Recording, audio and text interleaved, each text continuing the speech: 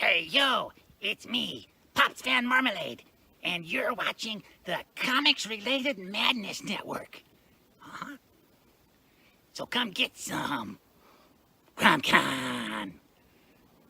CromCon.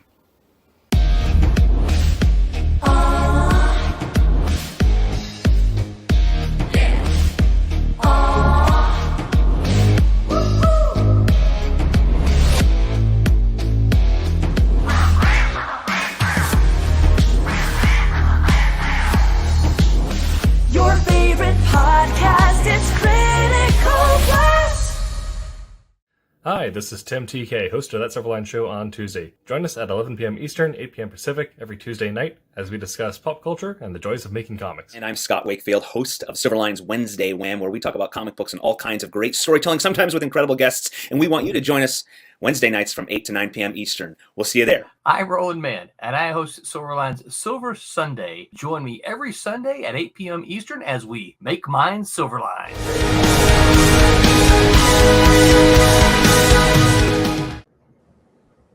Good evening, everyone, and welcome to Wednesday Wham, Silverline style.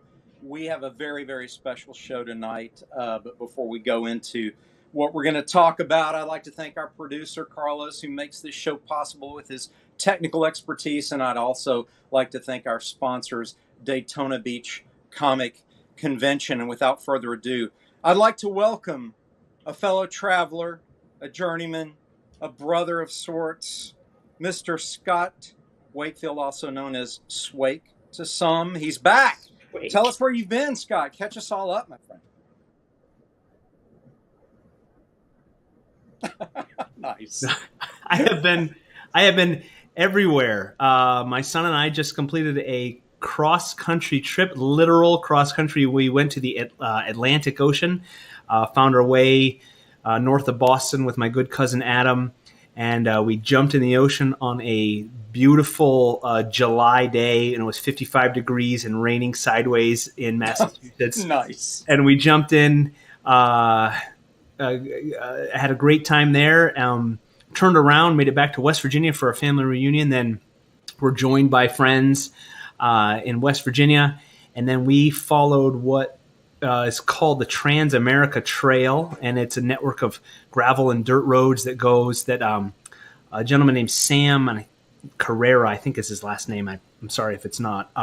He has mapped out this trail, and it's designed for motorcycles, but 4x4s and all this sort of stuff enjoy it. And we took our car. My buddy took his 30-year-old Toyota pickup. We followed the trail.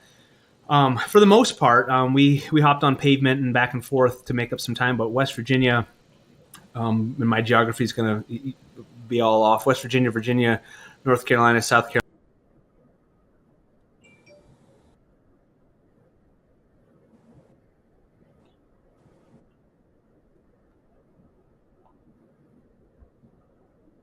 Yep. Yep.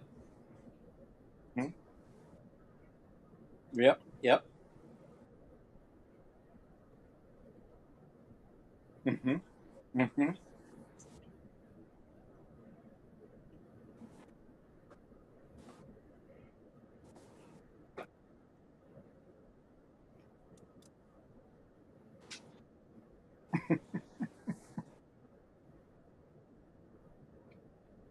Oh, well, Kansas is flat.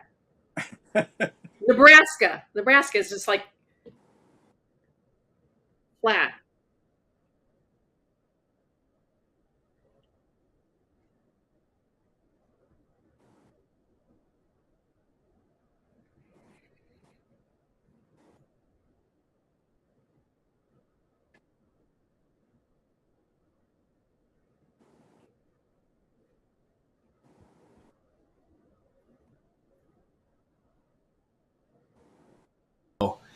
And that's where we parted ways with our friends. They went their own way, and my son and I headed east, and 4 days later, we were back in Western New York. And yes, Barb, coming out of Idaho, right, and it comes down into Utah, right? We're north of Salt Lake and then into Nebraska, and it's just everything just levels out in Nebraska, Iowa, Illinois, Indiana, Ohio, so much flatness. But the country, the United States is an amazing place, and it spans so much landscape. Utah, I've never been to Utah, but Utah blew me away. We were near Moab. Talk about, everybody knows that's like the 4x4 and off-road mecca, and rightly so. It was stunning. I've never seen landscape like that, and of course the Rockies. We didn't get up super high. I know Colorado has 14,000 feet. They've got like their 14ers, I think, or something like they call that. But we crested. We got almost to 11,000 feet before we started making our way back downhill. But we had a great trip. It was exhausting. You didn't get into Montana then? No, I've been to Montana before. When we moved to Alaska, drove across Montana one way, then the other on our way home. And yeah, Western Montana, all mountains and beautiful, but then Eastern Montana, just like Eastern Oregon, I've never seen. And if Tim, our former producer, and he does the Tuesday show, he's an Oregoner. And I know the Western Oregon is very much what everybody sees and thinks of as Oregon is the tall pines and the rain and the fog. And then Eastern Oregon is very brown and flat, beautiful, rugged, but sparse. And we saw a lot of amazing stuff. I can give thumbs ups to, if you travel, KOAs, those campgrounds, they've got it going on. The showers and Wi-Fi, and one of them had a game room with bowling and TVs, and and if you camp, I think it was $35, $38, and we had a tent. We slept in the car in a tent, and a lot of state parks, national parks as well. Just beautiful. So it was about a month that I was on the road, and I had a great time. I'm happy to be back. Missed everybody out there. Missed all the chatter. I've been trying to catch up a little bit, watch some of the shows, but I am way behind. So if I say something we've already talked about, I apologize. And as you can see, Scott, we've covered that. We've moved on. If there's anything we need to cover, let me know. And Dean, thank you so much. I feel bad swooping in. You've been doing a great job. So I don't know. You might be the new host. I don't know. No, I had a great time. It was a fun opportunity. We got to review a lot of books, and we actually did the Steam Patriots coverage and got into it. It was sad not to have you here, but we covered a lot of ground, a lot of wonderful launches. We just had Champion and Miss Fury and Bea most recently launched, and everything went. We were successful with Kickstarters, and we're just pushing on. The Silverline Express keeps on going, my friend. So we don't stop for anyone. Keeps growing. Yeah, I tried to follow along with the campaigns as best I could. A lot of evenings we didn't have, unless we were at the KOA, but we didn't have a signal. Sometimes we'd be off in the middle of nowhere, and I would tell my wife, if she doesn't hear from me in the evening, it's because we drove out of signal coverage, and I had no way to let her know that. So I'd let her know, try to let her know where we're going. A couple nights we were off in the middle of nowhere, which was fantastic. But no way to let anybody know where we were. So if we disappeared or were eaten by bears, no one would have known.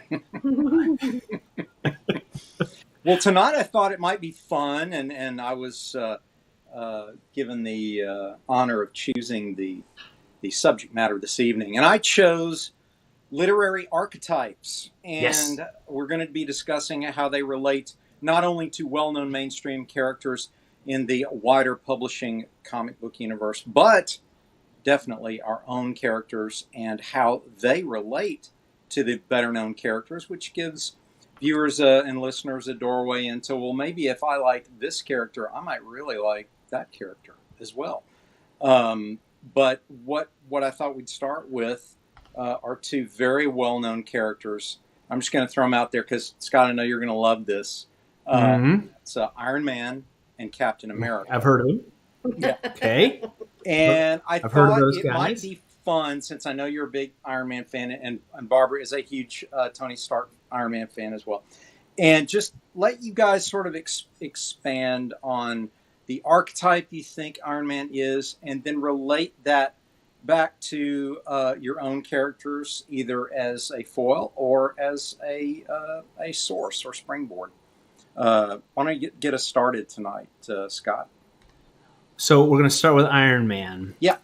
And archetypes. I think maybe here I'm going to define an archetype here for all of our Yes, that's a good idea. all of our viewers. And so let's see, the internet, Oxford English Dictionary says a very typical example of a certain person or thing, or a recurrent symbol or motif in literature. So in the writing world, in the story world rather, an archetype is someone who fills a role generally, and they can be. We talked about this quite a bit in our discussions of character creation and so forth, from how two-dimensional to well-rounded they can be, and in the comic book world, comic books and in the pulp fiction world, there are a lot of more two-dimensional characters, and it was an easy. You pick up a book, you're like, oh, he's the hero, he's the this, he's the that, this is the villain, and you can get through the story. And there are still lots of stories like that, but in the comic book world, they have expanded well beyond just that. The basic archetype of filling the hero, the villain, the sidekick, and we talked about that a lot too with sidekicks. Yes. How sidekicks were very often meant to just be someone for the hero to talk to, and to point out their flaws, or sometimes just be somebody that the hero needed to rescue, that they'd get in trouble, or they would rescue the hero, Or they could expound to. Exactly. And in writing, it's unless you're really good, it's hard to leave your heroes alone. In the comic book world or the literature world, the prose world, leaving your hero alone, that means you either have to be in their head, or they have to talk out loud to themselves for no reason, or for some weird reason, or there needs to be a narrator. So sidekicks gave them an opportunity to have somebody to talk to, and that sidekick would usually fill a role where they would be a different archetype or point toward. And Dean, I think you said this. Point toward their flaws. Yes. Toward the hero's flaws, and point in that like. I mean, Lego Batman, which I think might be the best Batman movie made.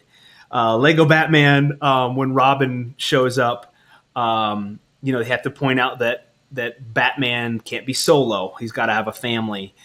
He can't be the all by himself and brooding and angry all the time.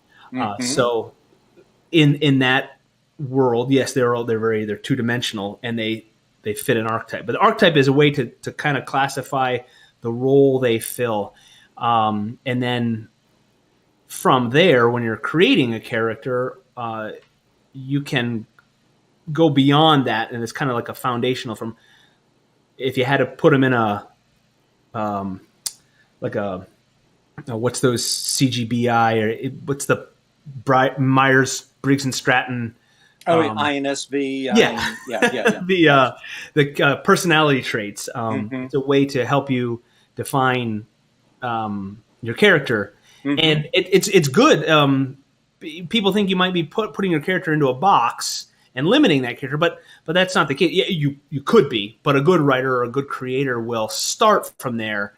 I mean, just like we define ourselves, we could say I am this, like I like, either I'm defined by my job, or I'm a father, or something like that, and then you can go beyond that. Yes. And it's good, just like with a story Bible, where you define your story world and you define your characters. It keeps you from going from flying off course. So with Tony Stark or Captain America, you can define Captain America as he's going to do these things, which was really great because that created problems in Civil War. It created problems, tension between mostly him and Tony Stark, but others.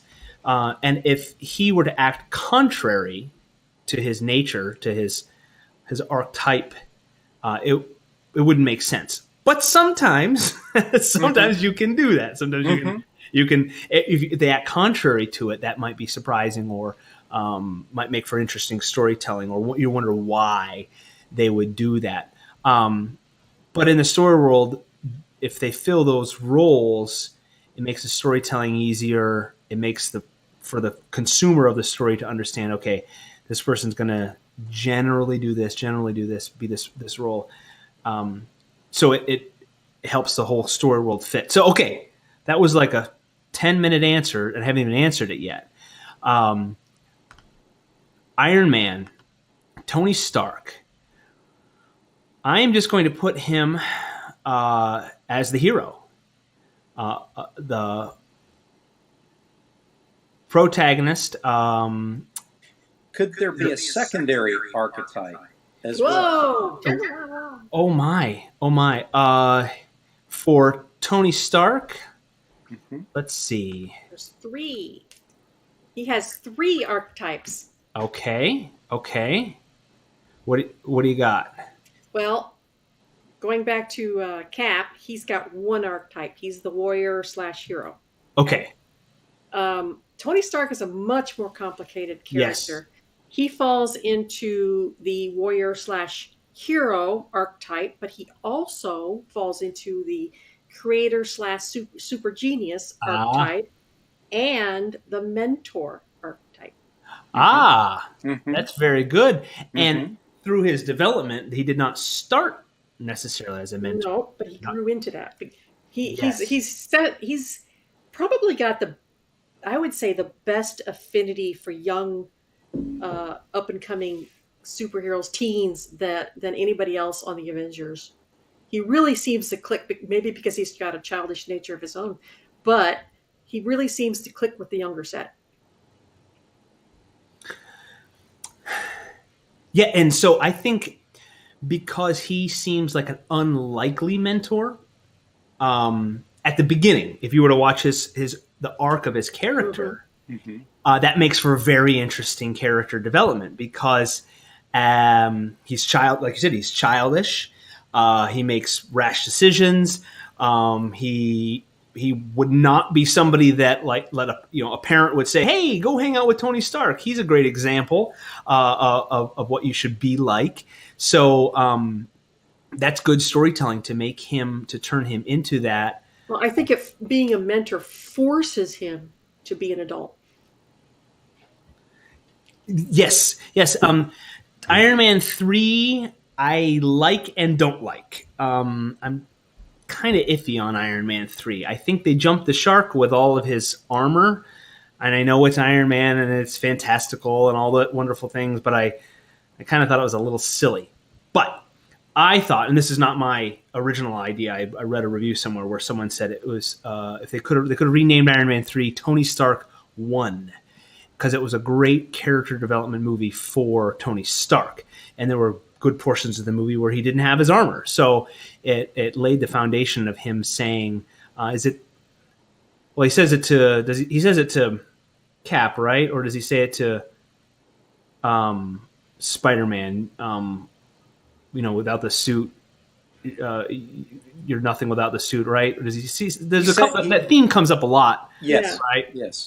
Yes, and he proves that he is Iron Man with or without the suit. But I'm also talking about the comics. You see, in the comics, he has a long string of youngsters that follow him around, and as he really does kind of fulfill a parental role in many respects for a lot of these kids. And if you, as a parent, learned a long time ago that when you have kids, all of a sudden you are forced to give up your everything. Child. Yes, and you have to grow up and be responsible, even if you don't want to, and it's very difficult. And I think as his character developed through the Marvel universe, and not just the movies, but in the comic books, he has taken on several under his wing, and he's been forced to become responsible, So his character has developed and grown through his mentorship of these teens. It reminds me of one of your characters, Barb. Would you like to share? Oh, you mean Zach? Uh-huh. Yeah, yeah. He wants to just go out, and he's the typical warrior, and he still is at this point in time. He is the quintessential warrior hero type.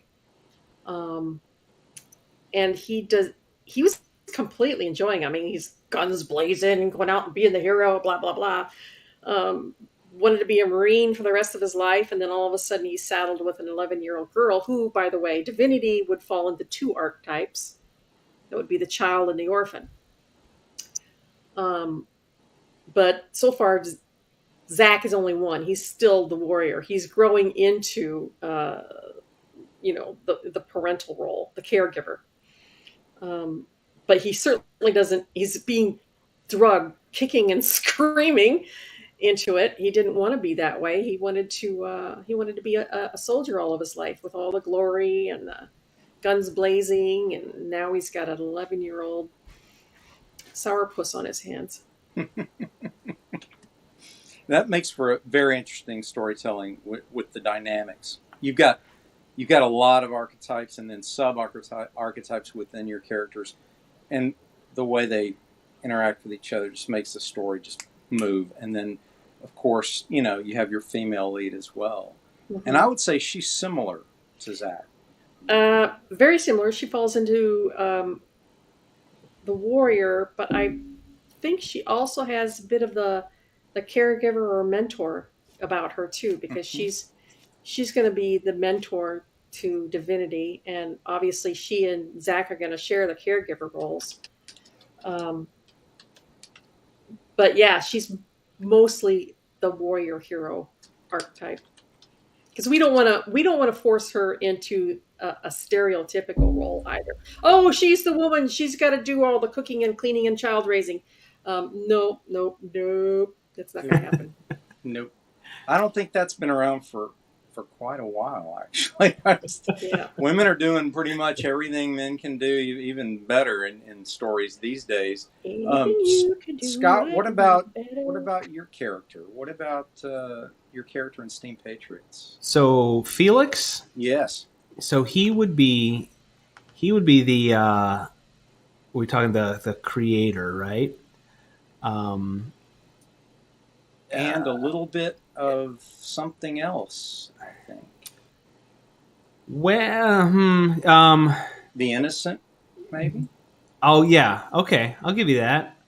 Yeah, because he's got a lot of room to grow. In the beginning, there's not a lot. I didn't get the chance to focus on, to showcase it very much. He's going to be kind of pompous, meaning he's a know-it-all, but he's also a kid. So he isn't that the definition of right? Yeah, he's a know-it-all teenager, and he's a smarty pants. So he's going to know better than everybody else, and he's going to have to learn. So that will come out more in the ensuing stories. So yeah, his innocence. He doesn't know. He doesn't know what he doesn't know. He doesn't know the scope of what's happening around him. It's not all cut and dry. Even so, the story takes place during the American Revolution, and it wasn't an easy decision for anybody to just say, we're just going to throw off the security of England. It sounds like, now in retrospect, everyone was like, yeah, we're going to do it. But it was a incredibly difficult decision. And so you had people on both sides, or people kind of right in the middle, wanting to say, can we find a compromise? So he's going to have to learn to see different sides of the story and what's going on as well. So that will be part of his development. I don't want him to be two-dimensional. I don't want any of the characters to be two-dimensional in this story, where us good, them bad kind of thing. So yeah, Ben Franklin, of course, is going to be the mentor sage for a while. If anybody knows, I'm not going to spoiler, but I am going to follow real history. Ben Franklin goes off to France for a good chunk of the war. So he's an ambassador, isn't he? Yes. So there's going to be a change there. Who that will create strife, of course, for Felix when his mentor leaves, and he'll have to figure that out and find. There's going to be somebody else. I don't want to give anything away.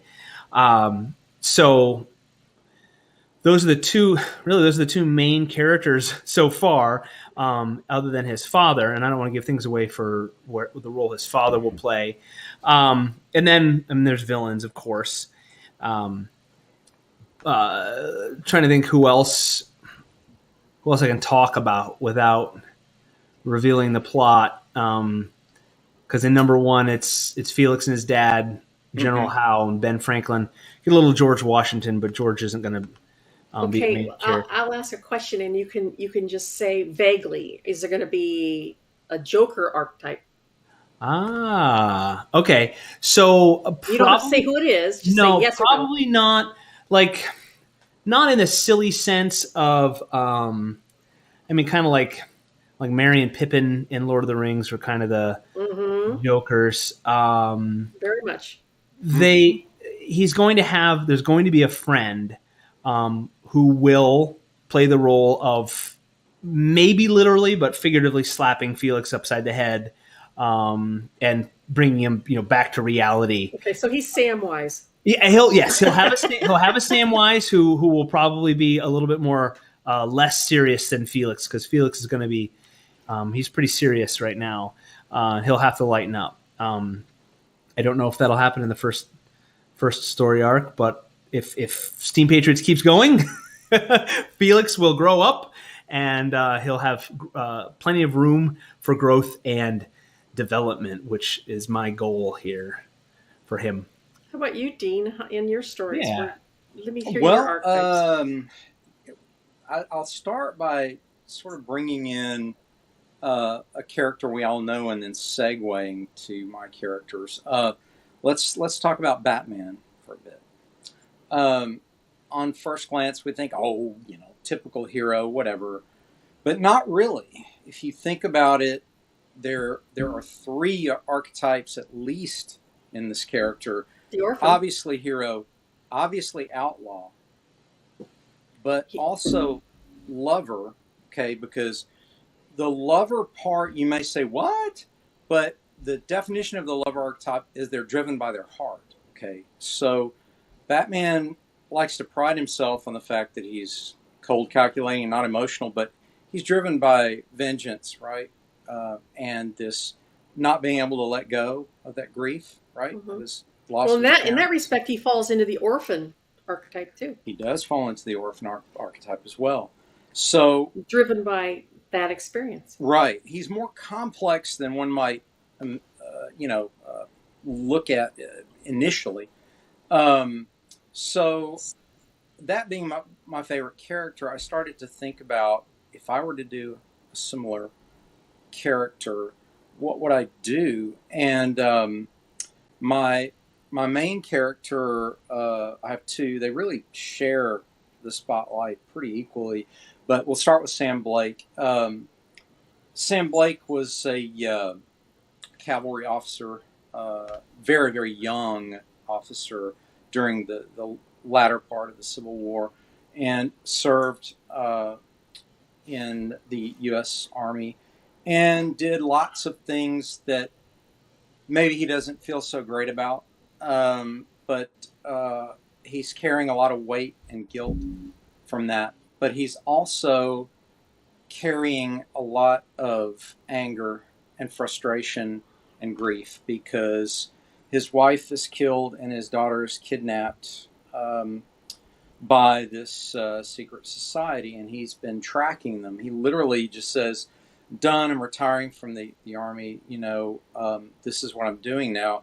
So he tracks them to England. His persona that he projects is more of a bon vivant, more of a Bruce Wayne type of persona. He's Scarlet Pimpernel. Very much so. He's a ladies' man. He is a consummate swordsman and also, fencing champion, as well as he was trained by Zorro himself, which comes up in the storyline. But he's got a lot of flaws that are not limited to hubris and also just single-mindedness, and he's not tempered.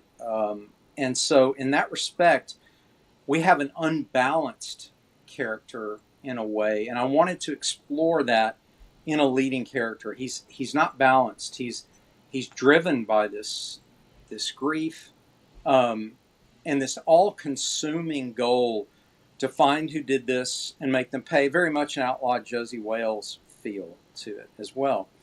And what I want to do is grow him through the story, and without giving anything away, he will take the next stage from vengeance-filled warrior to more of a balanced individual that understands that, you know, you can't just live on that anger. You have to let it go, and you have to notice there are other things in life, and justice takes its time, but justice does happen. So it really was the fact I was inspired a lot by Batman, and also there's a little bit of Azrael in there for those of you who remember the Azrael character from the 90s, in terms of the single-mindedness, almost to the point of obsession, dangerous obsession, and a sort of myopic view of the world.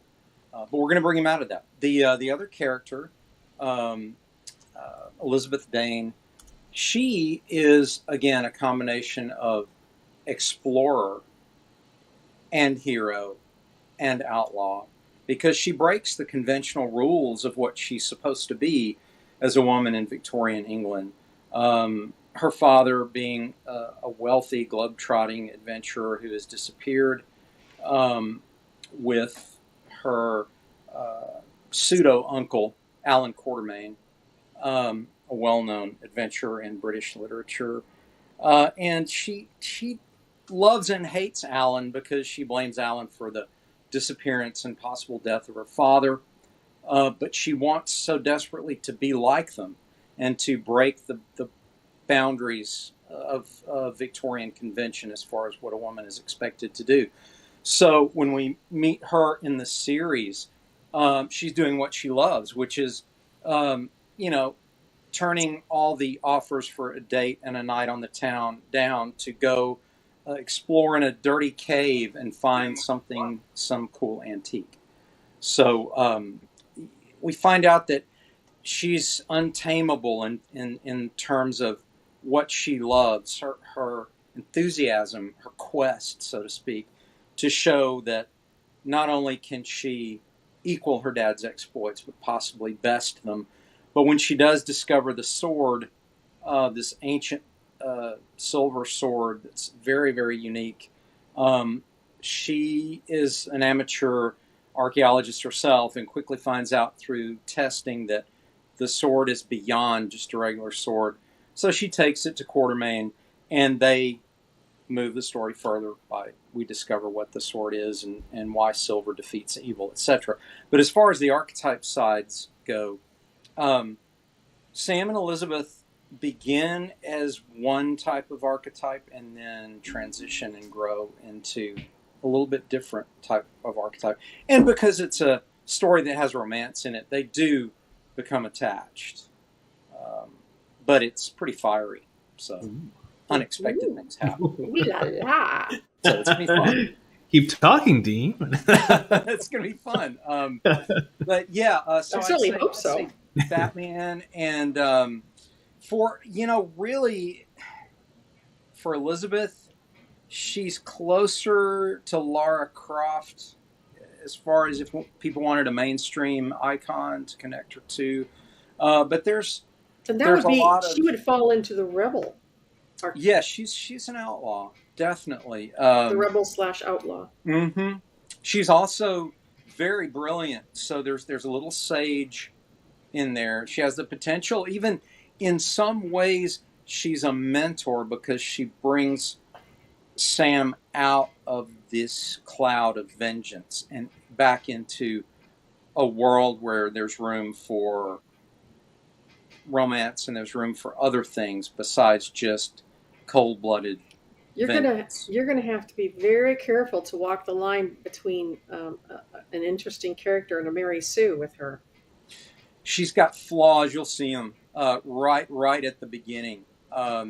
She pushes people away, and she's also very resentful of Alan Quartermain and the so-called heroes of the day. We meet Abraham Van Helsing, and he's definitely a mentor, as is Alan. But when we meet the luminary knights in the Order of Sacred Silver, we come to know these people a little bit better. Some you know from literature, some you don't. Some you're surprised that they're part of that order, like Zorro. But you come to find out that they've made a lot of mistakes as well, and made missteps. There's no perfect individuals in this story. They're all completely flawed, and I wanted to do that on purpose. Even though I have a great affinity for characters like Captain America, and who is the consummate Boy Scout, and even Superman, I think it's much more interesting to show that it's a struggle to stick to that line. It's a struggle to write it, but it's also a struggle for the character themselves to hold that line of the virtuous Boy Scout, because nobody can. No, you can't. And they fall. Yeah, the higher they are, the farther they fall. I have a curious question that has nothing to do with that, but did you have to do some research to be able to get use characters that were in the public domain? Yes, I did. I absolutely did. Yes. Yes, because something like Zorro has to be in the public domain, and Van Helsing. Zorro is done in flashback. Quartermain is active in the story. Van Helsing is active in the story, and there may be some potential other characters that you've met in literature, possibly some connections to Frankenstein and Dracula that you've met before. And they are all in the public domain now. Mm-hmm. Mm-hmm. Yeah. That's actually really, really fascinating and fun, because who can I find that's in the public domain now? Yeah. It's fun. There were a lot more than I thought. Oh yeah. The trickiest one was Zorro, because that one's contested. So I decided to use that much more in a quick flashback and not make that character a major character. But you've got Quartermain, you've got the cast of Frankenstein, the cast of Dracula. Just right there, you've got Dr. Jekyll and Mr. Hyde. You've got all these really cool classic literary characters. Is Sherlock Holmes in the public domain now? Yes. Yes. Yes, indeed. Yes, indeed. So you never know who might show up in Silverblade. Obviously, we didn't have to worry about Ben Franklin. I had to check if he's public domain. Is there an estate for these public figures, Scott, that's going to come out and go, "Hey, man, Franklin's my great grandpappy"? That is an excellent question. I figure if people you can reenact and be Ben Franklin. I don't know. Maybe it's got to be available. Someone did make a comment a long time ago when I started making the story. As if I wouldn't, but they said, "Don't do anything stupid with these people. They've got they have descendants. They've got great grandkids and all that." And of course, which is why I've said this multiple times. I'm going to follow history as close as I can, because I don't want to take away from any real person's real accomplishments. So I look for a lot of history where it's kind of foggy or hazy, or there's no record of it. You don't want to make Ben a pedophile or something. That would really raise some hackles. Full respect to the founding fathers, guys. I did say when Barb, when we were doing our Kickstarter, I was offering to have somebody drawn in. And my brother-in-law, Rick, ponied up, and he's going to get drawn in. But I never told him how he'd be drawn in. I said I'd give him some dialogue, too. I said, didn't say what you're going to be doing. So you have no recourse. Right. Rick will be drawn in doing something awesome. I'll figure it out. Oh, blow him up in one of those. Actually, I thought about that. I thought about that. boiler accident. Have Come him on. have a cannonball or something. I don't know. I wanted to bring up a character, and again, this goes to archetype as well, but it also brings up that pesky term alignment that we've Yes. talked about before. Yes. That is a tangent to the archetype.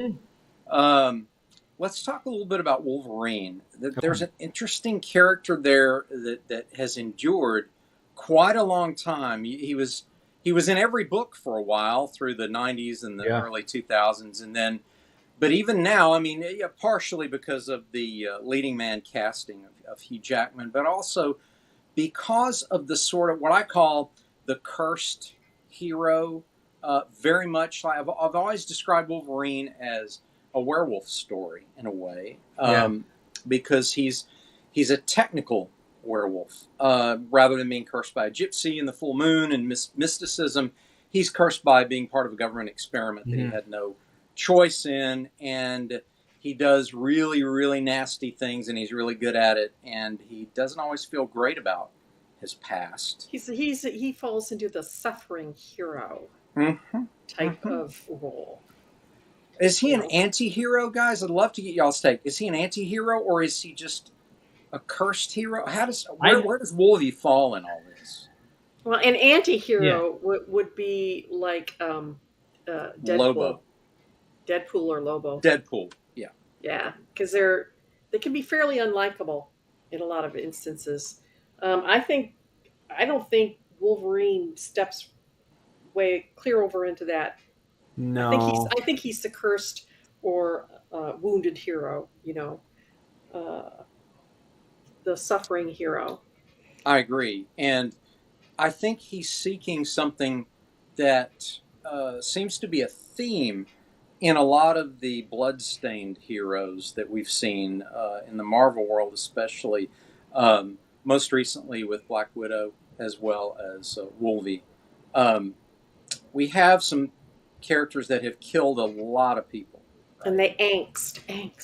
Yes, they killed a lot of people. And so there's this almost driving need to, maybe I can do enough good to sort of wash myself clean a little bit. Do you guys get that feel from the both redemption arc? Mm-hmm. You go into the stereotypical redemption arc. I don't know if he's going for redemption or revenge, but Punisher, he would be anti-hero, right? I mean, he kills without care. Yeah, that's an anti-hero. Yeah. And somewhere along the way, some writer always turns them into the hero or the suffering hero when they start out as an anti-hero, and I think they lose a lot that way. They lose a lot of interesting qualities when they're trying to turn a bad character good. Not a bad character, but slightly unlikable, walks the edge between good and bad, good and evil. I think that makes them more interesting. And then you flop them over completely into the good side and like, it's kind of bland now. Well, it's usually, I'm kind of thinking out loud here, for the anti-hero, they usually think that the ends justify the means, as long as it might be morally ambiguous, but being the vigilante or whatever, killing the criminals, without them going to court, they know that if I kill these guys right now, I'm saving a lot of people a lot of money and time, and these guys won't hurt anybody in the meantime. Whereas, so that would be more of an anti-hero character description, or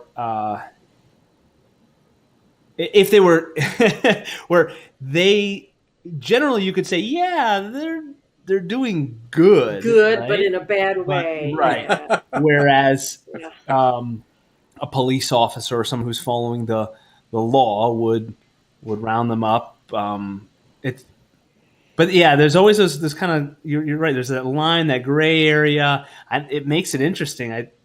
Dean, you said about the Boy Scout, the Captain America type character. That's interesting in the character side, that for that person to always do good when everyone else wants him to bend the rules or toe the line that everybody else is following or stepping up to. That's the interesting side of the character. But then in that case, you really run the risk of becoming a self-righteous, Yeah. bastard. Yeah. It's I was listening to on my long drive, The Way of Kings. Very, very long. I'm only in book 1, and I think there's supposed to be 10, and it was 44 hours of audio. So I don't know how many pages The Way of Kings, but there is a character, Dalinar, I think is his name. There's a lot of characters, and he follows an ancient set of rules. And so, Barb, like you said, so he thinks he is doing the right thing. And some could say, yes, he's sticking to the rules, and the rules will But better. he becomes inflexible. He becomes inflexible, and people say, you are now lording it over the rest of us. You're on your high horse, and you look down on the rest of us. And when we can't, won't, or for whatever reason, have trouble following the rules. And so that makes for interesting interplay. That character has to fight against the outside forces that want him to change, but then also fit in enough that he's not a jerk, or if he is a jerk, that's might be part of his character. So they run the danger of becoming very unlikable. Yeah. John, I can hear feedback on your end. There's something about their character that stops the room, because when you have a group standing around like the Avengers, right? When Cap walks in, it's interesting how everyone responds, right? And that tells you a lot because there's a sense of respect. Mm-hmm. And again, it's not that Cap is perfect. It's that Cap tries harder to be perfect than anybody else. That's where it gets more difficult to write those heroes that are trying to be Boy Scouts. It's the same thing with Superman. People go, he's just so boring, it's whatever. It's like, well, maybe. Because when they stumble, it's usually really interesting when they stumble, and it's usually a big stumble. It is usually a big stumble, and the weight on Superman's shoulders, the writers that have explored that really do him justice in terms of, you could rule the world if you were Superman. And the fact that he remains a defender, he remains compassionate, he remains out of the way, allowing people to choose good and evil, not becoming like Dr. Doom, where he just says, I rule, and if you go against me, you're done. Which he could easily, but he doesn't. So it's that choice of doing the right thing, because doing the right thing is difficult. Now, how do you make that a sexy fireworks show like a comic book? That's where the good writing comes in. You have to know how to do that. I think Civil War did a great job with that. I think a Black Widow does a good job with struggling against what does it really mean to be a hero, because Black Widow goes from being an assassin, a villain, to being part of the Avengers, right? And so that huge jump is addressed in the film and addressed in a lot of the series in the comics. And so how do you guys feel about whether that's done successfully? Is it believable? Do we believe Natasha? Or do we keep waiting for her to go back into villainhood like I always do with the White Queen, like Emma Frost here? Whatever. She's never a good guy. Sorry, never a good guy.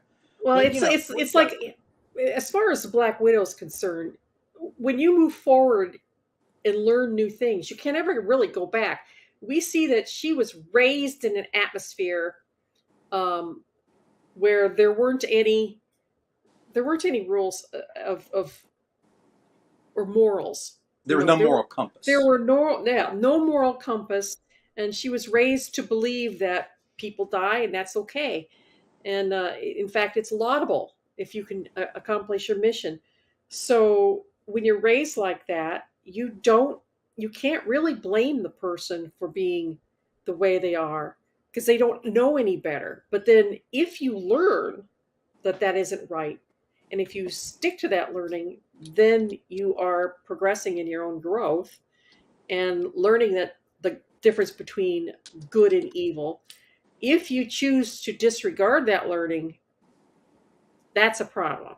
If you choose to embrace the learning, as the Black Widow did, and learn that everything she knew when she was growing up wasn't the end all and be all of the world, she grows as a character, and she grows in her morality. I agree. Go ahead.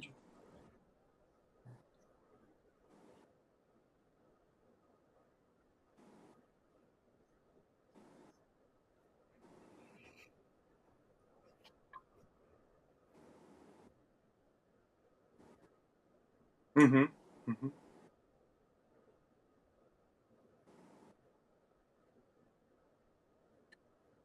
No, no, not that I'm aware of.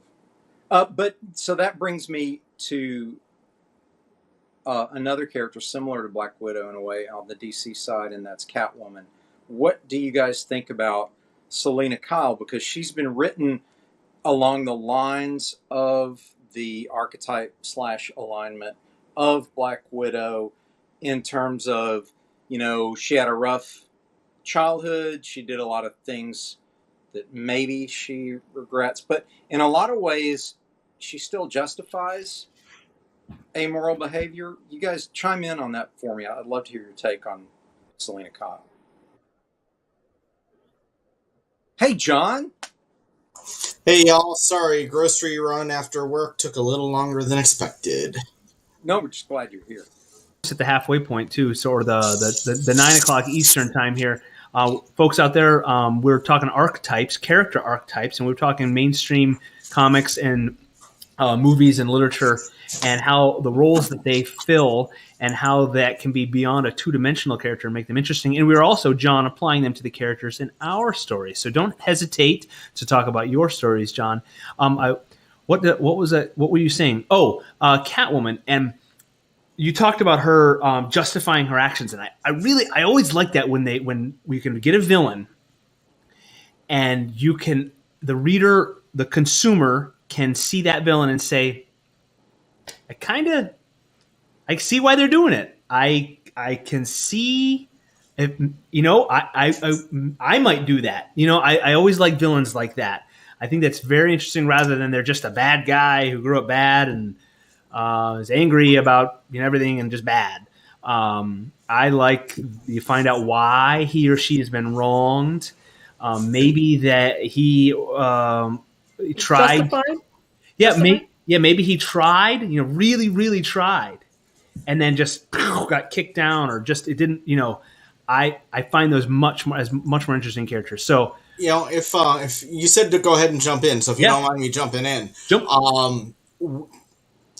I don't disagree with you on that. And in my earlier comic book reading days, I really did enjoy that, where you got to see that other side of them. Yeah. If you take a look in media, that's becoming very prevalent these days. Yeah. Though. Where, Cruella, we did not need a Cruella movie. No. Okay, she wanted to kill and skin puppies. Right. She's evil. She's bad. I'm not saying Emma Stone, gorgeous. I'd love to watch anything with her because she's beautiful and she's talented. But that movie, we did not need a heart of gold behind the evil person. Right.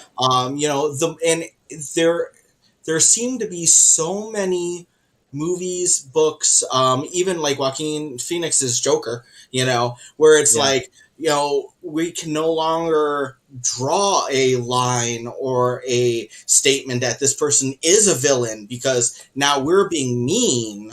Yeah. Because we have to understand why it's okay that they're a mass murderer. Like Joker was in the comics, right. So I'm tying it back to that Joker, it's like, because, he was picked on when he was younger. So it's okay that, he killed a Robin with a sledgehammer. Sorry, spoiler alert from like 1989. And I think that's a dangerous trend and a slippery slope, because at some point you're not going to be able to separate the heroes from the villains, and you're going to get a whole lot of Homelanders. So, Yeah, and The Boys is awesome, you know. But if you really look at that, Homelander, who dresses the part of the good guy, is really the bad guy, and Carl Urban, who is like awesome, you know, he looks the part of the bad guy, and sometimes he is, you know, but he's really the good guy. So we gotta. I think us as storytellers have to be careful to keep it so that there's balance. Like everything needs, you know, some balance, some understanding, maybe some sympathy, but not with the quantity that we've been seeing prevalently lately. No affirmation is what I completely agree with you, John. You're right. I think to make a well-rounded character and a villain as well, give them a little bit of that, like, okay, I can see why. Oh yeah, Never saying okay. Well, I would never say never. You know, and it also depends on what level of villainy you want to go to, because you know, say like take a Selena Kyle, since you guys were talking Catwoman when I came in. You know, if she may be able to justify stealing a jeweled necklace. Okay, you know, based upon whatever scenario. I'm just kind of throwing that one out there because it's done a million times. That I could see a writer being okay, and you know, it'd be okay for a writer to justify it. However, mass murder, not so much. You know, that wouldn't be a good one. You know, nuking a place and saying, "Oh, well, that's good," and have the audience go, "I can understand why he nuked that city. That's just fine." Well, no, it's not. So, you know, Scott, you know, I appreciate where you were going with that, saying, yeah, you know, not that we could agree. In some cases we could. But again, I think it always kind of goes back to like that word that's big in my religion, you know, the Jedi Sith order. Balance. It's got to have balance somewhere. Got to have balance. I always want the villain to get what's coming to them. Yet, where they learn, no, while you may think you're justified, while all these bad things happen, your decision is wrong. So, in the end, you made the wrong decision. Yes, you were bullied or had a horrible whatever, which also makes for great heroes too. If they come from a horrible whatever to be a hero. Yes. Yeah, you're talking the redemption path. Yes. Yeah. You know, and redemption paths are great. You know, I love those stories because you know, even the people who aspire to be, you know, shining stars of purity, they fall, you know, because we're all human. So a redemption story, love a redemption story. Yeah. And then again, spoiler alert, you know, from like my high school and college days when Hal Jordan wiped out the whole Green Lantern Corps, and like he had like the rings. It was kind of like Thanos, you know, in two hands. You know, he went nuts and he like murdered lots of people. And then so we had the hero who fell, who came back. And it wasn't a clean path because a lot of people were not so forgiving. And I'm talking other characters in the DCU, you know. So yeah, I do like a redemption story, but it's also so important for the writer, since we're talking craft with it, to make sure that if you're going to try to redeem a character, if that is your plan, that you do not push them so far, their actions so far, that they become irredeemable. Agreed. And excellent observation on the current culture's moral relativism. Yeah. John, I appreciate that. Thank you. So you think That's good. Joker is redeemable? Me? Yeah. No.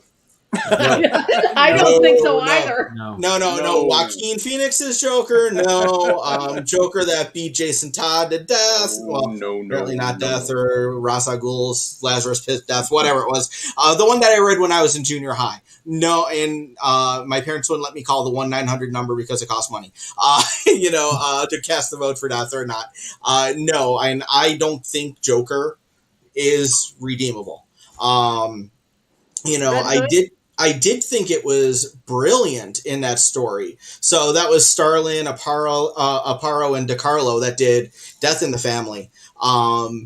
where the Joker became, and he was named an ambassador to another country, and I won't say who because I know political stuff here, but in the comics it happened. So it was an enemy country, like in real life, of the United States. And so Batman couldn't touch him because this psycho murderer had diplomatic immunity. And he just killed his partner. Oh my God. So see, like that move, that was brilliant. Because now you've got this bad guy who is untouchable legally. Would Batman ever hold back from smashing his teeth in? I don't know. But yeah, so there's cool things that you could do with that. But I think since I was talking, sorry, I'm talking too much. But I missed you all. Yeah, you are talking too much, but I do have to take off. Hey, so I'm gonna. Now that I've got a third person to take my place. Hey, thank you, John. A third wheel. Thanks, Barb. No, you're taking my place. Good night, everyone. No one can take your place, Barb. Oh, thank God. I want to comment on something that John said, and it really brought to mind. You're talking about the Joker, and you were talking about, Scott was even mentioning how good writers will provide a sympathetic foundation to sometimes what the villain will do in the story. I agree with you guys that it should never overwhelm a sense of moral compass in the story, because after all, we're doing, people have different levels of the moral compass, but really we're doing myth. So we're doing good guys, bad guys, and and every gray in between. But you would hope that the good guys win in the end, right? This was interesting to me that Nolan addressed this in the third Batman movie when Selina is dancing with Bruce and she whispers in his ear that a storm is coming and all of you people who've been living so high on the hog are going to get what's coming to you, right? And I hear a lot of that in today's today's culture, the sort of the envy of somebody has more than I have, right? Well, what I loved about the script that Nolan and his brother wrote for that Dark Knight Rises is they take it to its very scary conclusion. They say, okay, you guys want to go to this like eat the rich thing? You want to really go and do this? Let's do this. And they bring Bane in and they actually do it. And they show how ugly that is. And they show that, you know what? You better be careful about wishing for moral relativism and wishing for this gray area. And yeah, somebody has more than you. You should be able to take it from them. Yeah. Because look at Bane's army. Look what happens. Look at the football game. Look at ultimately he runs Gotham for 6 months until Bruce gets back from the Middle East. I haven't watched it yet. Spoiler. Thank you. You know what I'm saying? What? Since I gave you guys spoiler alerts, I'm from the 80s. Yeah. But no, point being that going down that road where John even brought this up, where you start justifying all this behavior. It's like it's interesting if you're a clever writer. Okay, give the people what they think they want and show them what that would be. Okay, let's let the Joker do whatever he wants to do. Let's forgive him and let him out of jail and see what happens. Kid, if I could throw in one last thing, Scott, before you cut for break, because I know you're going to cut for break soon. Right? No? Oh, okay. If I could throw in then with Dean, going along with that. I saw something on Facebook a while ago, but it stuck with me. And it wasn't necessarily comic book related, but it's absolutely applicable here. It was just kind of one of the memes where it was just a single color box with the white text in it. It said, "You are the villain in someone else's story." Oh. And I just started thinking, oh, that ex-girlfriend and that ex-girlfriend and that ex-girlfriend. I'm like, oh, these poor girls. It's like, yeah, she hates me. I know she hates me. I know she hates me. Well, I hate her too. But that just really stuck with me because if we're going to talk about writing villains, and if we wanted to do it from a perspective that wasn't a paper cutout version of like your generic villain, generic villain volume A, whatever, and stick them in a story, writing it from that perspective, which they've done like a lot of times with Lex Luthor and Superman. I know they've kind of had that dynamic before. But they'll all like, whoever it is, even with the hero, you're the villain in someone else's story. So you take the best hero, take somebody completely altruistic, take a Captain America, and then he is seen as bad by who and why. And it doesn't have to be a Red Skull. It doesn't have to be, give me another big one. Baron Zemo. Full circle. I know John and Brent. Hi, Brent. Hi, Brent. Hey, welcome. What's up, Brent? We've already talked about, and we've already blotted our Wednesday Wham bingo box on Iron Man. Iron Man 3, half good, half bad movie in my estimation. But he is the villain. Tony Stark he angers people, and he the mom, right? And he has to find some redemption in Iron Man 3. Where he's not a good guy to a lot of people. And a lot of people. He rubs a lot of people the wrong way. And in that movie, Tony Stark makes a big change from being a callous, careless playboy to being caring, to Pepper, to everybody he interacts with. And we talked about him because we have been talking about archetypes. Him as an archetype where he starts to mature and then move into that position where he can be a mentor, where he's not just self-centered and taking care of himself because it's like a Han Solo. What's that? Like a Han Solo. Exactly. Yep. There has to in the good storytelling. There's usually got to be an incident. Tony's house gets blown up, right? And he doesn't lose everything, but he almost loses Pepper and all that sort of stuff. And so he has to make a change, and he has angered lots of people. Who's the villain? And it's the extremist Mandarin. But the Caucasian Mandarin, yes. Yeah. Ben Kingsley. But the other guy. I haven't seen the movie yet. You haven't seen Iron Man 3? I really haven't. I'm not being funny this time. Yeah. Gotta be careful with Sean. It's okay. It's all good. Iron Man 3 I like and don't like. I heard about the Switch. I heard about why a lot of people weren't happy. I just never got around to watching it. Yeah. So anyways, but Dean, if you don't mind, for everybody out there, Dean's been running the show for the weeks I was gone. He did a great job. I feel bad just muscling my way back in. So Dean, with your permission, we've passed the halfway point. I want to remind everybody, Roland sent me a message today to remind everybody. He said, if I don't remind people, he will dock my pay, and I will have an official reprimand. Silverline, there's going to be a large gaggle. A slew, if you will? A slew, a virtual or... cornucopia. A cornucopia of Silverliners. A bunch. There will be myriad Silverliners. We will just... The Silverline Cup will overfloweth in Daytona Beach in September. Oh, okay. I'm like, I don't know. And 19th, it's going to be, I don't know what the kids say. It's going to be so fetch. If that's what the kids say, then it wasn't Mean Girls. Gretchen Wieners was trying to make that the thing. And September 18th and 19th at the Volusia County Fairgrounds in Florida, which is very far away from me right now, but I will be there. I'm going to be there, as well as many, many, many others.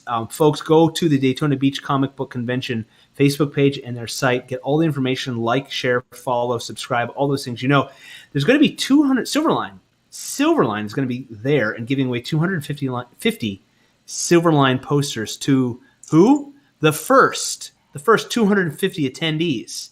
Yes, and we're going to have Daytona Beach Comic Book Convention special edition comics, and I'm going to say specifically special edition Steam Patriots. Hey, and if you want to get your special edition Steam Patriots and you want to, I would say, double its value, I can sign it for you. All right? And there's going to be random, and I'm not entirely sure, there's creator signature cards, random creator signature cards in the bags of every attendee. And I'm told, I'm going to have to get clarification of this, some of them are going to have my face on them. So that's exciting. So those are the ones they'll want to trade away. You're going to want to trade those in for John Medic the third. Appreciated value? Yeah. Look at that. Look at he's a superhero, a veritable Tony Stark himself. And wow, there's Han Solo right there, right after him. Wow. Yeah. Trade up for get your John Medic faces. We're going to have a whole bunch of Silverliners there, and some of you even have signature or autograph books. Some of you grabbed those a while ago. If you have that, bring that to Daytona Beach Comic Convention, and you can get those signed. It's going to be lots of fun. September 18th and 19th. I'm going to keep saying that. And be the first 250 people there, because you're going to get a poster. Think about how cool it would be for those first 250 people that should probably start lining up now for entry to be able to, to get that poster signed by so many Silverline creators all at one shot. Yeah, that would be so awesome. It's and we're running. I'm looking forward to having writer's cramp after signing everything. It's going to be great. It'll be a great show. Does it count as a signature if you get a stamp like this? Does that count? Did you after the commercial on this? Yeah. I got a story for you about stamps. Do we have a commercial? Or I can act one out. Information. Oh, I don't want to take away from Daytona Beach because they're awesome and they deserve all the attention. Just whisper it to me. So if on the screen they were cycling through some faces on the Silverline Facebook page. Hop over there after the show and scroll through. We got lots of the people that are going to be there. I don't even think it's all of the Silverliners that are going to be there, but we've got lots and lots of people, and the Daytona Beach site and their Facebook page as well has a great list of all the creators. And I know they need to update their website, but their Facebook page has a great list. So it's going to be a lot of fun. It's going to be a great weekend. I don't want to take away from the archetype discussion. Brent, I know you just joined us. If you want to talk about archetypes, but this is the last, the ending segment, and I think this is where we kind of free for all it, right, Dean? Absolutely. I've missed the last 5 weeks, so I don't know what we've talked about. I'm going to give an update. I'm still one episode off from Falcon and Winter Soldier. I'm sorry. I know what happens. You can't avoid it. The internet, the Facebook lets you know everything. I have not watched Loki. I have seen Black Widow. What if? Has it started? Today. Ooh. Okay. Well, I'm going to, when we're done, that's my kids want to watch that.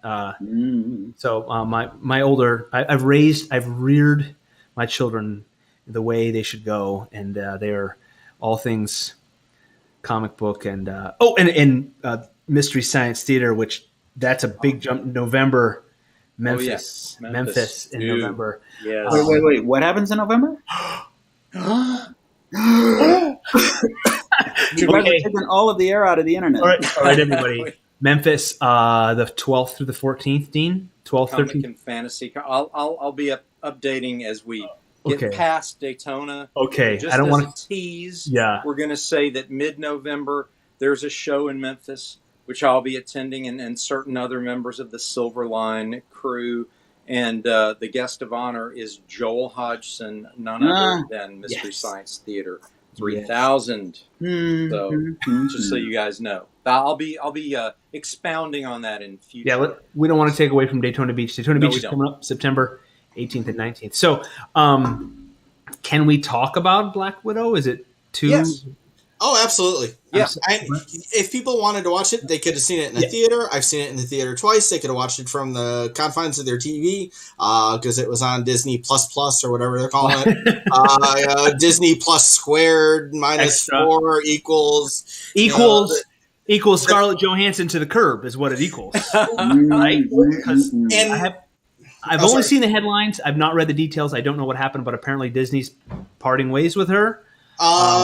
She Well, filed a kind of lawsuit. did. She Now's a filed a good lawsuit. time for both of them, I think. Yeah. From what I understand, the conflict began when she was under the impression, I don't know whether it was on paper or not when her contract, but she was under the impression that the film would be released in theaters exclusively first for a certain period of time and then be offered on streaming. And then when it was simultaneously released, theaters and streaming, and that affected the box office, it affected her bottom line, and she sued. And again, I don't know whether those expectations were supported by paperwork or not. They were. I've looked into this, and it makes a lot of sense. And it actually ties back to one of the things I was telling my students for years when we were talking about rights and property rights and making deals. Oftentimes, and Brent, you've worked Hollywood and stuff. You know this stuff too. You know, but you're closer to Hollywood than I am. Yeah. But sometimes, you know, people will negotiate a smaller fee up front to get a piece of the back end. So we don't know numbers, but it's entirely probable that Scarlett, when she negotiated the contract, took a smaller lump sum up front for her acting and her time, her investment, to get a percentage of the box office take. So when Disney made the move, pandemic caused, of course, you know, but when they made the move to release it streaming as well, that was straight competition to the box office, thus reducing the potential for her box office take. Because, you know, I went and I saw it twice in the theater, you know, but a lot of people might have gone, oh, well, I'll just watch it at Disney, or I'll watch Disney at home, you know, on Disney Plus.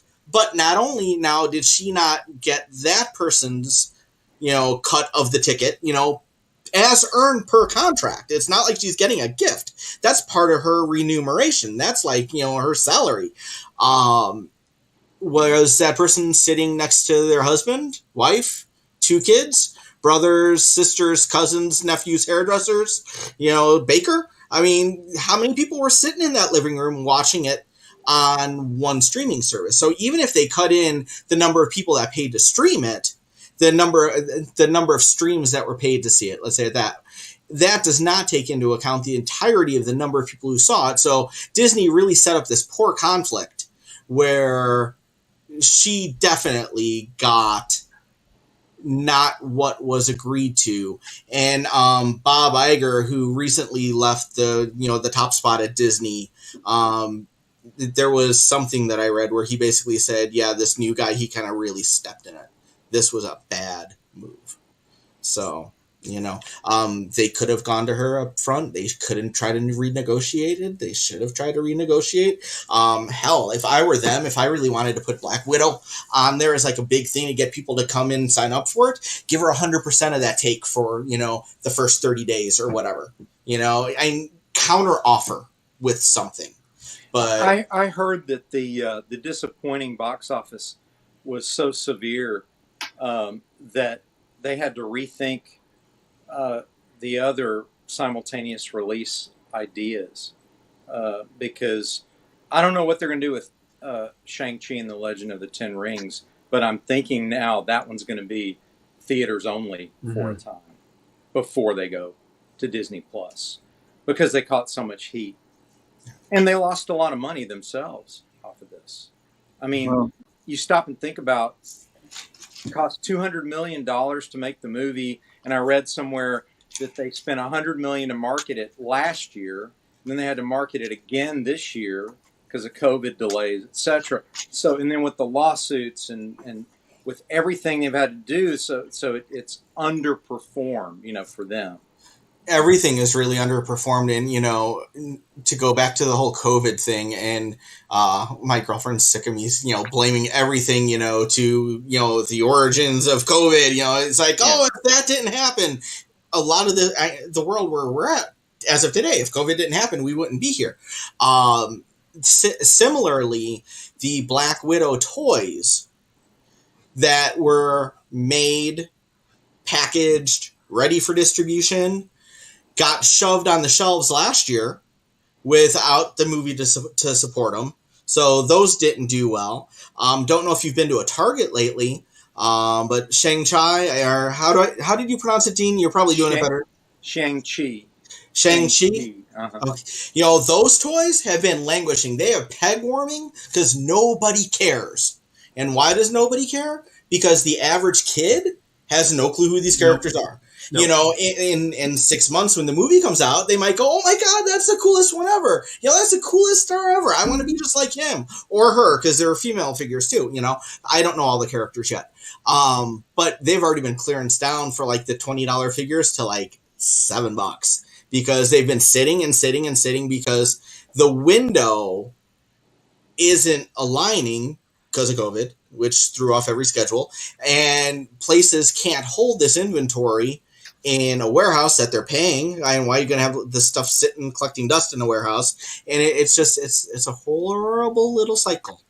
Well, I know this is Wednesday, you know, last 10 minutes or so free for all, but you know, with this upcoming gigantic movie for Warner Brothers with Dune coming up, right?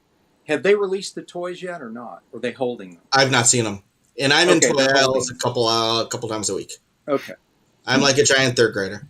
Okay. Yeah, we knew that, but we love you anyway. Yeah. Because of that.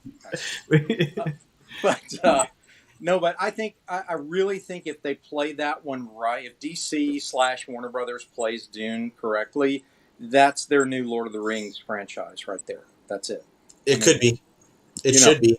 They got to do something because Matt Reeves' Batman looks terrible. You know what nothing would make me happier if I walked into the theater with my paid ticket to watch Dune and all of a sudden Virginia Madsen's on the screen. It was Sting and Patrick Stewart and Kyle MacLachlan. And I would just be like, oh. I think the rest of the theater would then actually rise up and destroy you. So. I'm trying to think of, there was a movie.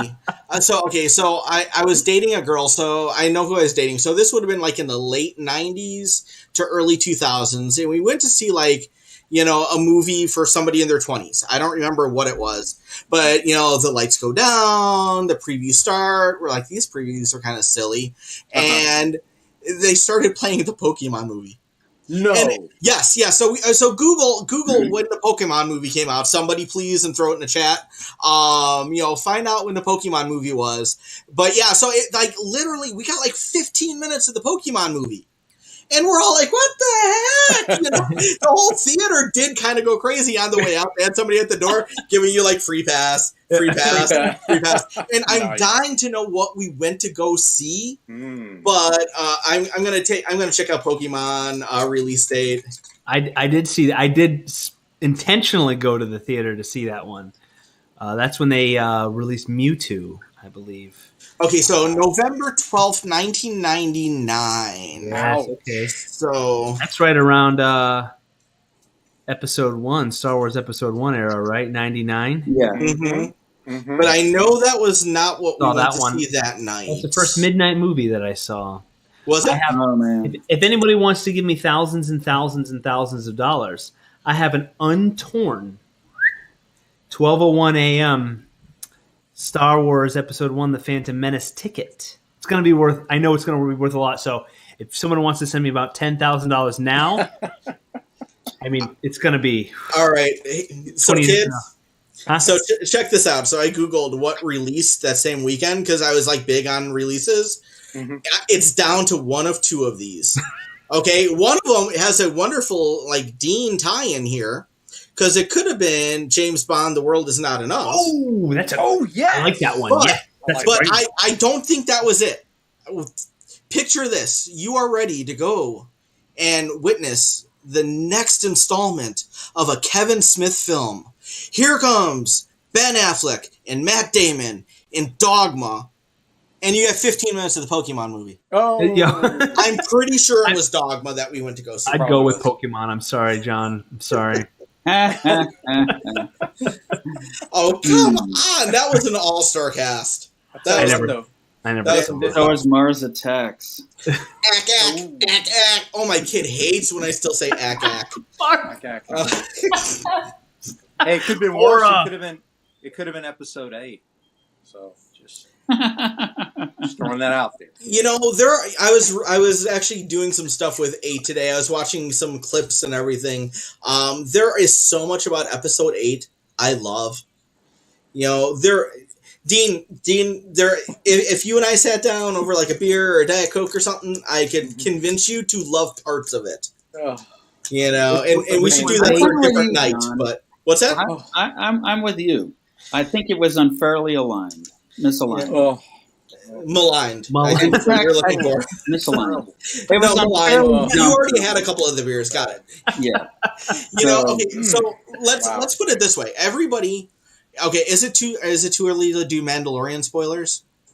No, we've all seen Mandalorian. Okay, so Mandalorian Season 2, everybody got what they want. We got badass Luke Skywalker. Yes! In a scene that very much paralleled the Darth Vader scene at the end of Rogue One. Yes. Okay, so it was like the Jedi equivalent, and it was awesome. Everybody was happy except for my kid, who was pissed off, because he wanted to be Ezra Bridger from Rebels, because that's his Star Wars love. I totally get it. I was like, that would have been cool too, but everybody's like, yes, this is the Luke we wanted.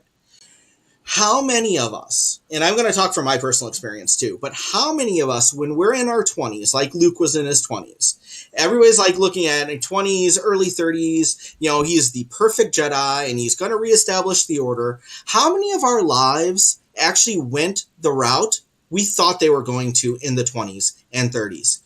I'm 48. Did I think I was going to be a single dad at 48? Did I think that a 16-year relationship was going to implode? And I come home one day and no kid and no girl. So everybody's life veers places that we don't expect it to be.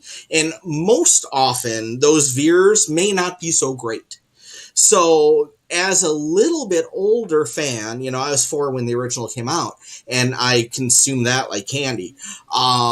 When Luke's life didn't go the way that everybody thought it should, could, you know, because he was the Jedi, you know, that we put up there as like the paragon. I got it, you know, and sometimes it's just like some things just go so bad and you feel like you screwed up so bad. You're like, I'm just out of here. I'm not dealing with people anymore. And so he goes off to Octu. You know, I totally get it. You know, it's like, I could understand that. I can understand how somebody would just be like, okay, I messed up so bad. I'm just out of here, so I can't do it again. And that's even kind of what he told Rey, is like, you know, I've only seen this power once before. I didn't pay attention then. I'm terrified now. I'm never going to train again. Thank God he did. You know, Daisy Ridley, awesome. You know, much respect for her.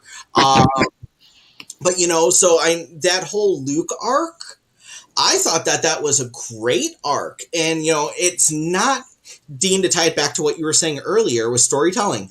What Luke had in 8, you know, from the very edge of 7, but really the beginning of 8 with the lightsaber and, you know, tossing it, he kind of had a redemption arc of his own, but it was the most important kind of redemption arc.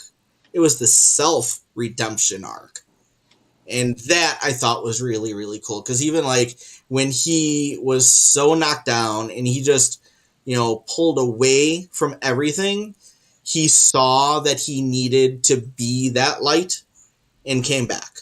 And I don't want to go to the Chumbawamba tub thumping reference, but I will. Remember the song from the 90s? I get knocked down. Luke got knocked down. I thought you were talking about when the Ewoks at the end of Return of the Jedi, which I love the original until they changed it. But no. I was going tub thumping on that one. So you know, so there were very much parts of 8 that I very much loved. I loved the surreal stuff in the cave with Rey. I loved Rey's arc. I loved the humor. The chase scene in space was kind of dumb. I didn't like that part. You know, people who want to, you know, tear that one down, I'm kind of with you on that one. But I think that there were good parts to 8. I really wish that they had one person write the overarching story for 7, 8, 9. So there was a consistent story, not the handoff approach that they took. I think that would have been for a better trilogy overall, but I think there were some good parts in there. Didn't J.J. Abrams say it might have been a good idea to have a plan? Wasn't that like paraphrasing? Well, Yeah. From what I read, that they sort of gave Ryan Johnson a little bit too much freedom, and Kathleen Kennedy is credited for just giving him carte blanche to do whatever. And, Yep. his take is his take, and you know what? Different creators have different views on things. I think if we all had a chance to read JJ's outline for his versions of 8 and 9, we probably would have enjoyed those, I think, a lot better. But it's okay. It is. He what would it have come is. from it from a completely different standpoint, and I love J.J. Abrams since 2001 with Alias. That's where I first learned. Scott, was that like a naughty face about Alias? Was that like are you not a Sidney Bristow fan? Goodness, with the hair. But yeah, I love JJ. I always said, in JJ we trust. It's like it's good for a while, but it seems like, and I don't know the details, like in Alias was good and then it wasn't. Lost was good and then it wasn't. Some stories, and genres even, kind of like, and unfortunately, one of the things like Sniper and Rook, my book, since you said we could talk our properties. Go for it. They're covert government operatives, spy stuff. Every spy storyline, TV show, book, whatever, it does run its course. Wait a minute. Are you saying James Bond? Are you saying Die Another Day with Pierce Brosnan was jumping any shark? Are you saying... I love Pierce Brosnan, as a matter of fact. I own all of Remington Steel on DVD. Maligned or dumped on. No, Die Another Day is one of my most hated James Bond movies. I'm sorry. With a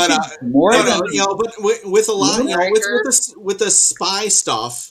Well, okay, even Moonraker. Okay, Moonraker. Would you call that traditional spy? No, it's dumb. So, unless it gets re-envisioned somehow, or gets to run long enough that it kind of recycles. That's for a new generation. That's why when I conceived Sniper and Rook as covert government operatives, I knew, and they predated Alias, by the way. Okay, so Alias, we saw like the 5 years, and it petered out. One of the best TV shows in the last 10 years on FX, one of the Fox stations, The Americans, which was based upon real life scenarios where Soviets had undercover spies living as Americans. We just talked Black Widow. Okay, like that opening scene, that stuff was real. That stuff happened in the 80s, not so much the 90s. I learned about that stuff in the 80s because my mom watched General Hospital. And I'm not joking. No. And they had like the World Security Bureau with Frisco Jones, and you had who played the White Queen in the Gen X movie in the 80s that was straight on TV. Oh my God, one of the most beautiful women ever. Finola Hughes. And some other people. Anyway, so there was like a story about a guy, who was a doctor. Grant Putnam was actually Grant Andrews because he was replaced by a guy who had surgery to look like him, who was actually like a Soviet agent. So like I grew up on this stuff. And actually when I talk about like some of my earliest influences in the beginning of Sniper and Rook collection, which is available at indieplanet.com. Yes, it is. Indieplanet.com. Yes. I do even reference that in there as a crazy thing. So what we see in Black Widow did happen. There were, they were called illegals, illegals all across the U.S. living as Americans. So I forget the gentleman who created the TV show, but that, lasted 5 seasons. We had Alias that, yes, kind of crashed and burned after 5 seasons. There was one TV show that only made it 1 season, and that made me so sad. Had Scott Foley and a young lady whose name I forget that was on Walking Dead, left for a season, came back. I think her character might have been called Maggie. I could be wrong because I haven't watched Walking Dead. But there was a show that was on ABC called Whiskey Cavalier. That was awesome. And I watched that. I'm like, that's like if Sniper and Rook was a TV show, that's how it would feel. it lasted a season. Moonlighting. Oh my God, Moonlighting was one of the earliest influences on my stuff too. What did that last? 5 seasons. Remington Steele, 5 seasons. So there are Remington Steele is what kept Pierce Brosnan. That's why Timothy Dalton is James Bond. From being it, and that is kind of good for me because Dalton and Brosnan are 2 of my favorite Bonds. Do you like Timothy Dalton? Interesting. I do. I don't dislike him, but yeah, I mean he's no George Lazenby. Let's put it this way, and Dean. I don't remember if we had this talk before. My favorite Bond ever is Roger Moore playing James Bond in the Cannonball Run. Okay, I can see it. Wow. So, if any of you ever saw Cannonball Run, Cannonball one of the greatest movies of all time.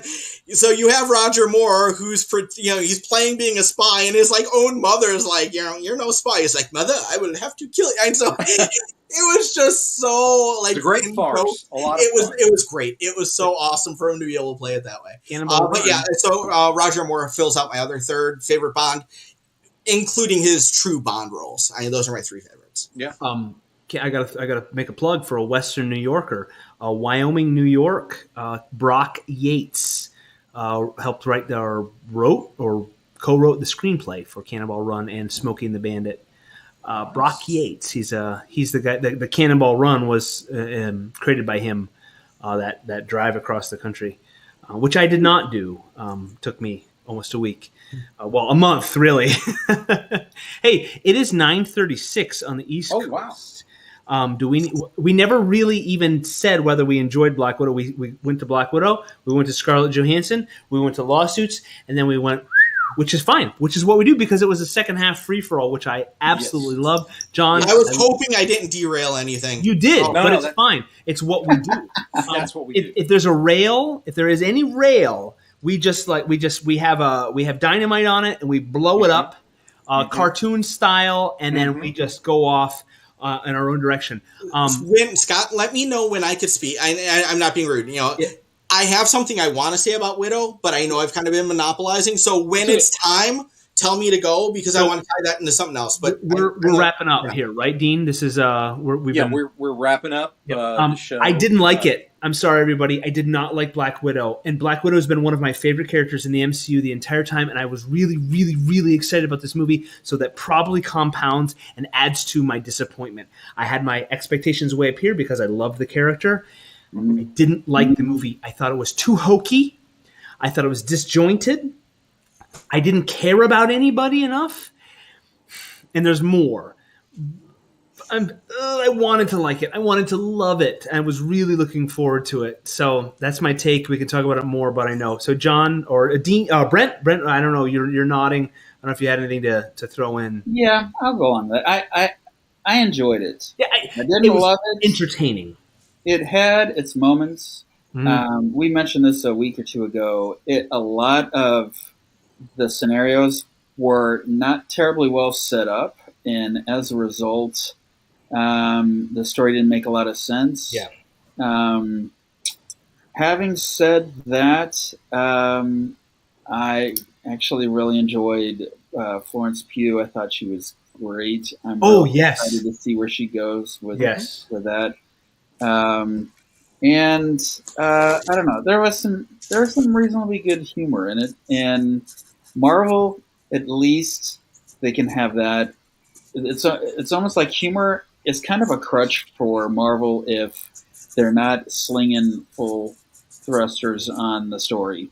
Yeah, and I kind of appreciate that because then you have DC where they don't rely on humor; they almost rely on darkness, and people just get pissed. Yeah. So, Black Widow, I give it 3.5 out of 5, and I think I was being kind. So I agree with you, Brent.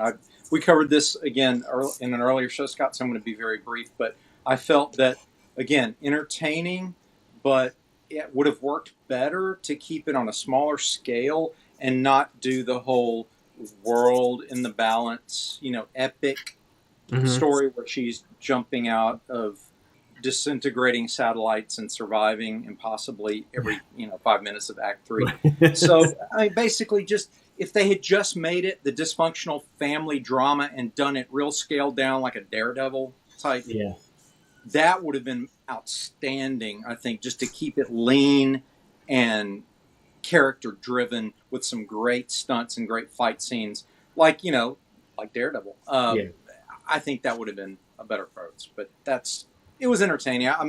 I'm with Brent. Maybe I give it 3 out of 5 for entertainment purposes. John, you had big things to say. All right, so I'm copiously taking down notes so I don't forget, because a bunch of things dovetail together. So Florence Pugh, totally agree. Stole the show. She was fantastic. When she did the landing, and she's like, gross, Yeah. Theater, blew up. That was great. She, I love the fact I've never seen her in anything before.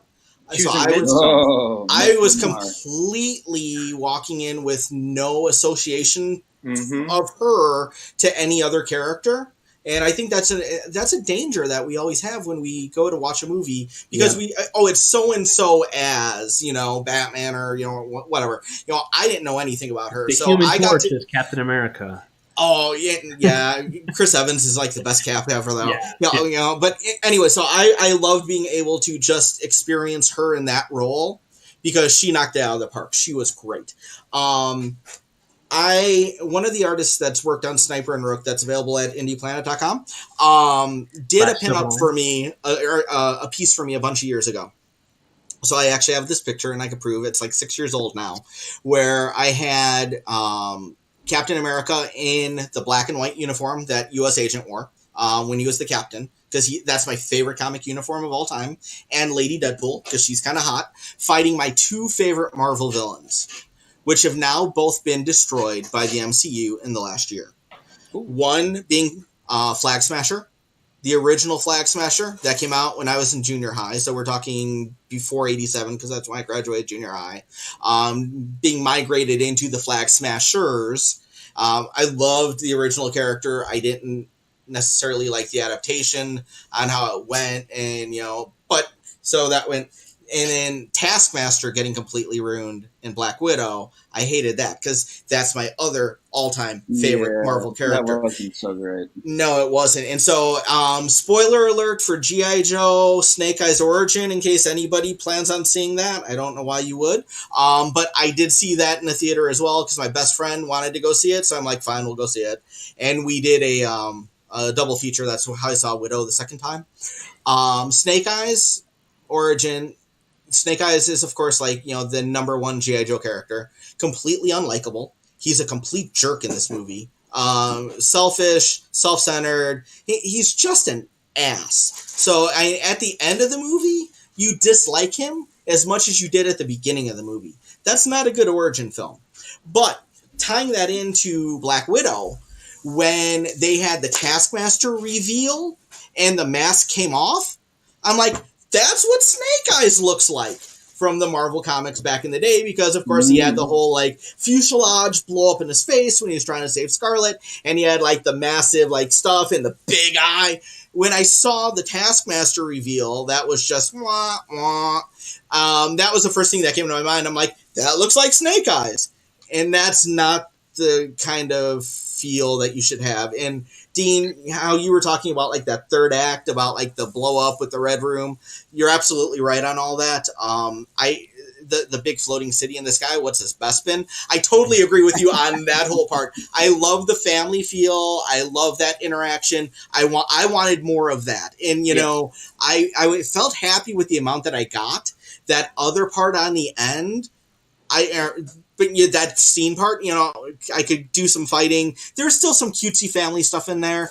My jaw dropped, and I loved when Scarlet, and then later Scarlet's mom from the movie, was in the original George Perez version of the Black Widow costume with the leather and the gold. Yeah, that was a fanboy moment come true. So I loved that. But I agree with you on the other stuff. And the last thing that really did kind of this one did irk me. So just so I don't sound like a bleeding fanboy going, everything's perfect.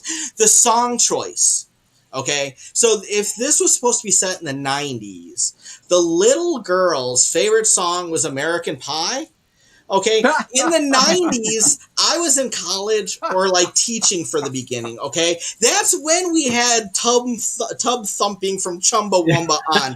That's when we had like my theme song from college, Self Esteem by The Offspring. All right, you know, we didn't have that playing on the radio again and again, or even a cassette. So sometimes Marvel does this stuff, and because Guardians of the Galaxy had such a great applicable soundtrack, it seems like they try to tie in period pieces of music, but that piece was like 2 decades out of date. Mm-hmm. And that, to me, was jarring, especially in the beginning of the film. Good What's funny about that scene, too, and I actually mentioned this a couple weeks ago, I loved the family dynamic, except that it was not real. It didn't make any real sense. The beginning of the movie was they were pretending to be a family, and then they all split up. And then the 2 daughters lost touch with each other. Mom and dad disappeared. And then suddenly they're all back together again. And it's like they're trying to pretend that they're a family. And it doesn't make any logical sense. And so when Florence Pugh goes in the other room and is basically moaning about the fact, legitimately, that, you know, you guys disappeared on me. What's up? And he starts singing that song. And I suddenly had images of Batman saying, "Why did you say that name?" It made as much sense as him singing American Pie. And so she's like, "Oh, you're right. Everything's fine. Blah, blah, blah." That's total movie nonsense. So the only way I was able to explain her away on that one, obviously the mom and the dad knew. What? Not now. Go away. The mom and the dad, my kid's staring at me. Why are you staring at me? Okay. Anyway, so the mom and the dad knew that it wasn't real. Natasha knew it wasn't real, but the little girl was little enough that she probably didn't know any better at that point. She would have gotten it later on. And so you're absolutely right, Brent, that she probably would have had different emotions at that point. You know, so like at least when they were playing it when they were young, I could see it. I got it. But yeah, you're right on the later part. I'll give you that. Mm. Oh well. Hey gang, it's 9:47 Eastern.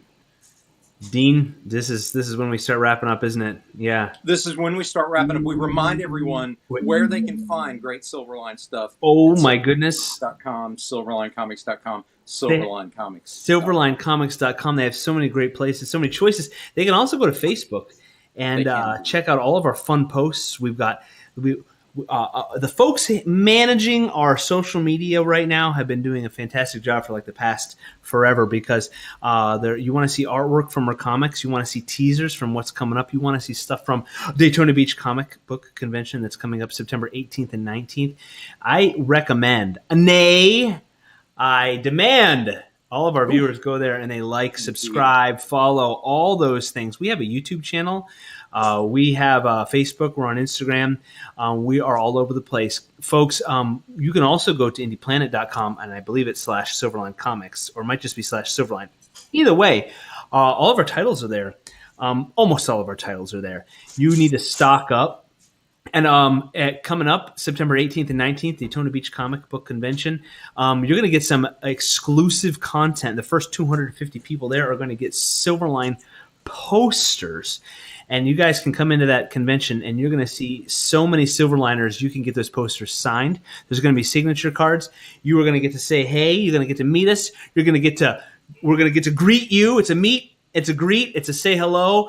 We're gonna have comic books. We're gonna be signing stuff. We're gonna be talking.